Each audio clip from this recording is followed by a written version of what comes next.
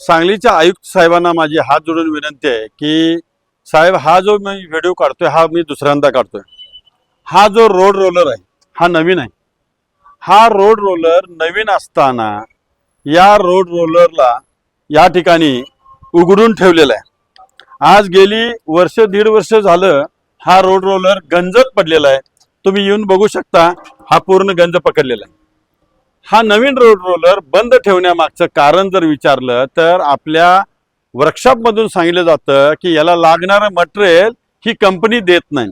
Company का देत नाही तर महानगरपालिका पैसा देत नाही तुमची, असा आरोप आहे त्यांचा।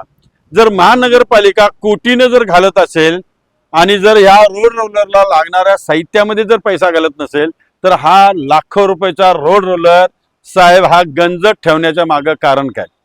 सत्यम गांधी साहेब, तुम्ही आलेला आहात, आम्हाला फार मोठी अपेक्षा आपल्याकडून की अशा ज्या वस्तू इकडून बघा, अशा ज्या वस्तू एवढ्या नवीन वस्तू जर अशा बर्बाद झाल्या तर या महापालिकेचं नुकसान किती? हे असं खोलून ठेवलेलं आहे। अरे तुम्हाला करायचंच नव्हतं तर हे खोलून का ठेवलं? ह्याला सुट्टा का करून ठेवला? का हळूहळू याला बंगारला घालायचा प्लॅन आहे? हा काय मला समजून येत नाही। तर मी हात जोडून विनंती करतो सत्यम गांधी साहेबांना, साहेब हा रोड रोलर एवढा चालू करा।